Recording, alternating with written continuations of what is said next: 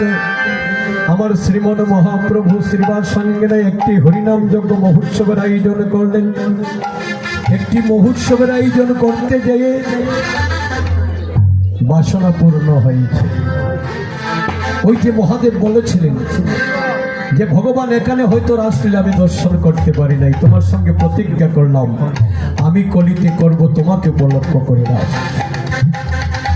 তুমি যা করছো তাকে বলা হয় রাস, আর আমি যা করবো তাকে বলা হবে মহারাজ। হরিবল হরিবল হয়েছে। শ্রীধাম বৃন্দাবনে 16,108 জন গোপীর সঙ্গে মিলিত হয়েছিলেন আমার গোবিন্দ। সেখানে বলা হতো রাস।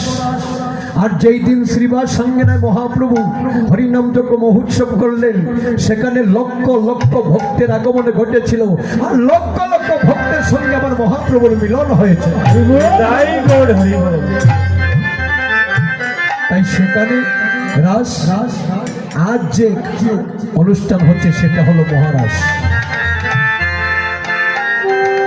বলেছিলেন আমি তোমাকে একাঙ্গে যুগল রূপ দর্শন করব। বৃন্দাবনে রাধা গোবিন্দ দুই বিগ্রহ যুগল, আর কলিতে হলেন আমার মহাপ্রভু একা যুগল। কেমন করে হলেন? রাধারানীর ভাবকান্তি বিলাস বাহিরে, কালরূপকে ভিতরে লুকায়িত রেখে দুই অঙ্গে একাঙ্গ হয়েছে, নাম ধরেছেন গৌরাঙ্গ। তাই কলিতে আমার শ্রীমন মহাপ্রভু একা যুগল। তাই মহাদেবীতে অদ্বৈত এই বাসনাগুলি পূর্ণ হয়েছে। তাই বৈষ্ণব বৃন্দাবন দাস ঠাকুর পদের কলিতে ভাব দিয়ে বললেন, পুরাইতে অদ্বৈত বাসনা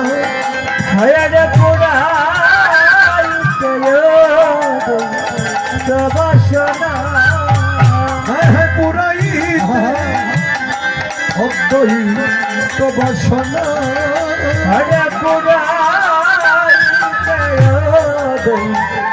বাসনা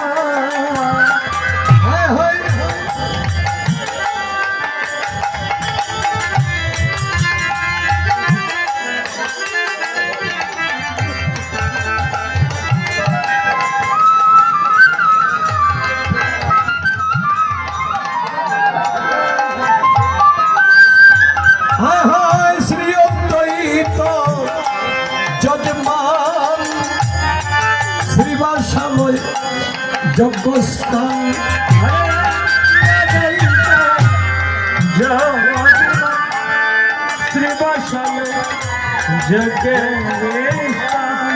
যজ্ঞেশ্বর শ্রী চৈতন্য হরি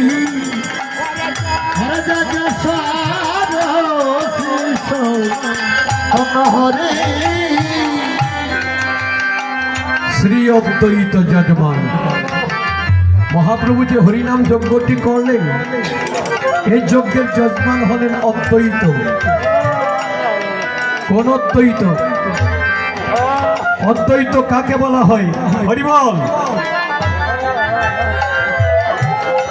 অদ্বৈত কাকে বলা হয়? অদ্বৈত বলতে আমরা কি বুঝি? সজ্জন মণ্ডলী, যদি বলেন এতক্ষণ যে অদ্বৈতের কথা বলেছে সেই অদ্বৈত, আসলেই না। এখানে যে যজমান অদ্বৈতের কথা বলা হয়েছে সেই অদ্বৈত কোন অদ্বৈত? এই যে মহাপ্রভুর মত, মহাপ্রভুর মত হরিনাম যজ্ঞ মহোৎসব।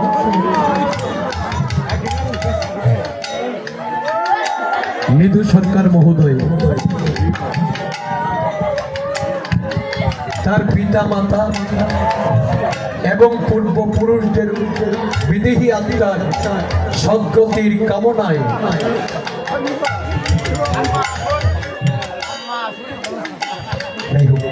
আমি হয়তো জানি না, পিতা সহ পূর্বপুরুষদের উদ্দেশ্যে বিদেহী আত্মার সদ্গতি কামনায় এই যে মনের মধ্যে একটা মত জাগ্রত হয়েছে যে আমি পূর্বপুরুষগণের বিদেহী আত্মার সদ্গতি কামনায় একটি মহোৎসব করব। এই যে মহাপ্রভুর মত তার মনের মধ্যে জাগ্রত হয়েছে।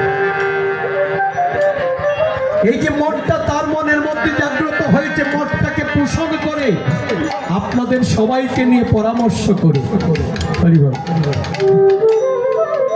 আপনাদের সবাইকে নিয়ে পরামর্শ করে বলেছেন আমি একটা মহোৎসব করব।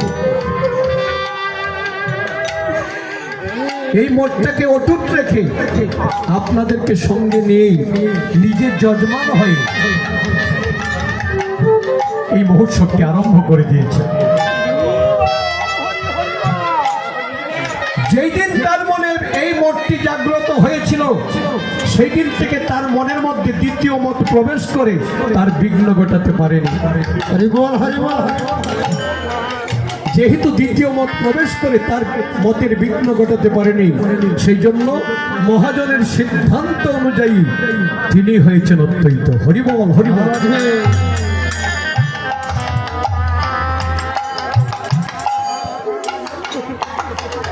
তাই বলা হয়েছে অদ্বৈত যজমান শ্রীবাসালয় যজ্ঞস্থান।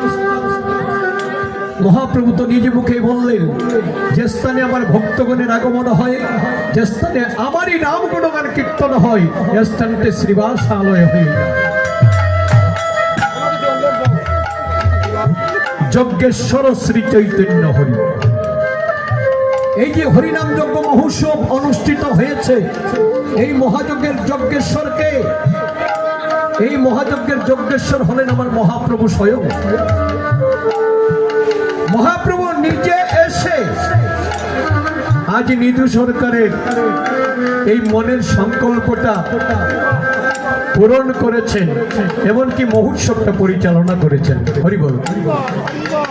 মহাপ্রভু নিজে এসে পরিচালনা করেছেন। আপনারা অনেকেই বলবেন যে কীর্তনিয়া মশাই, আপনি তো কথাটি বলিষ্ঠ কণ্ঠে বললেন যে মহাপ্রভু এসেছেন, মহাপ্রভু এসে মহোৎসবটি পরিচালনা করেছেন। যদি এসেই থাকেন, কোথায় মহাপ্রভু? আমরা কি তাকে দেখেছি? আমরা কি তাকে দেখতে পেয়েছি? না, দেখি নাই।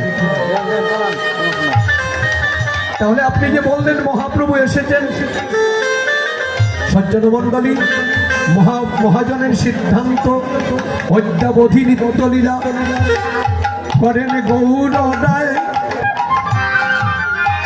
কোন কোন ভাগ্যবান দেখিবারে পায়।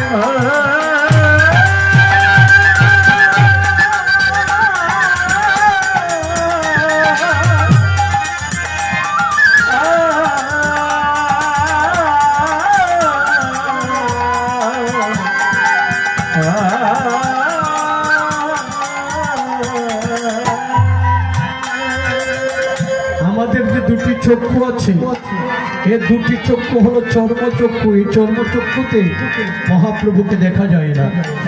দেখতে হলে আরেকটি চক্ষু আছে, যে চক্ষুটিকে বলা হয় দিব্য চক্ষু কিংবা জ্ঞান চক্ষু। এই চক্ষুটি যার প্রস্ফুটিত হয়েছে, এই ত্রিজগতে তার দৃষ্টির অগোচরে আর কিছুই থাকে না। যাদের হয়েছে তারাই দেখছেন আমার মহাপ্রভুকে।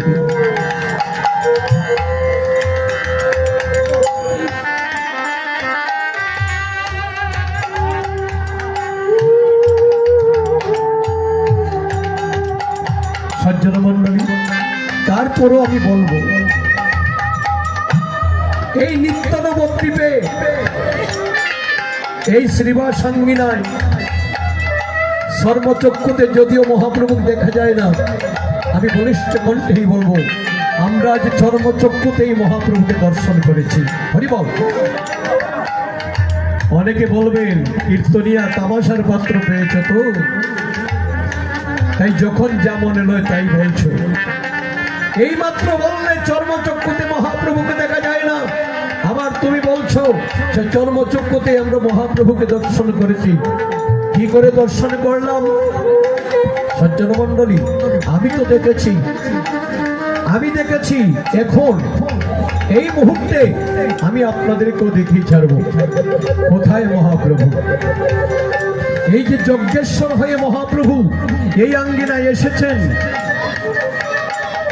সেই যজ্ঞেশ্বরের দায়িত্বটা আপনারা সকলে মিলিত হয়ে একজনকে দিয়েছেন তো?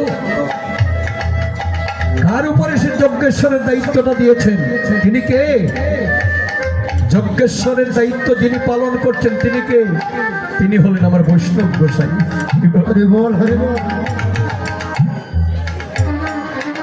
আজ আমরা চর্মযজ্ঞতে এই বৈষ্ণব গোসাইয়ের মাধ্যমে আমরা স্বয়ং মহাপ্রভুকে দর্শন করি। হরি বল, হরি বল।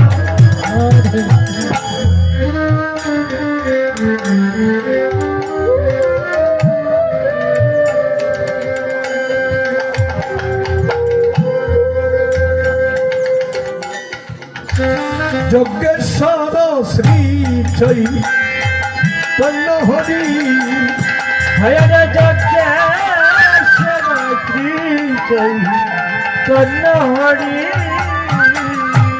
আরে হুতা হলেন নিত্যানন্দ, হরি নাম মহামন্ত্র। আরে হুতা হলেন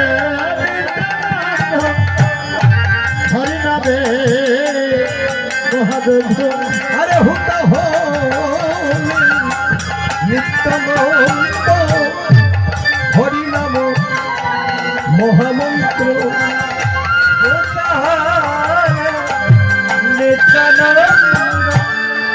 হরি নাম মহামন্ত্র। আরে বদ্ধ জীবের মুক্তি কাম্য করি, মুক্তি কাম্য করি। হুতা হলেন নিত্যানন্দ। নিত্যানন্দ প্রভুকে বলা হয়েছে হুতা। হুতা শব্দের অর্থ কি? হুতা শব্দের অর্থ হলো সংকল্পকারী, যার মাধ্যমে আমরা সংকল্পটা করেছিলাম তিনি হলেন আমার নিত্যানন্দ প্রভু। নিত্যানন্দ প্রভুকে মহাপ্রভু হুতা বানালেন। হুতা বানিয়ে কি করেছেন দেখুন। পাপাচ্ছন্ন কলির জীব উদ্ধারের জন্য ভগতবৎসল ভগবান শ্রীহরি নিজ গুণে কৃপা করে সহজ ভজনের ব্যবস্থা তারক ব্রহ্ম মহানাম নিয়ে আসলেন। ধরাধামে মহাপ্রভু এসে একটা সমস্যায় পড়ে গেলেন। সমস্যাটা কি? মহাপ্রভু মনে মনে ভাবলেন আমি যে নাম নিয়ে এসেছি জীবের উদ্ধারের জন্য, এই নাম জীব শ্রবণ কীর্তন করে মুক্তি লাভ করতে পারবে কি না? জন্মবধি যদি করে প্রভুর নাম সংকীর্তন, তথাপি না পায় ব্রজের ব্রজেন্দ্র নন্দন।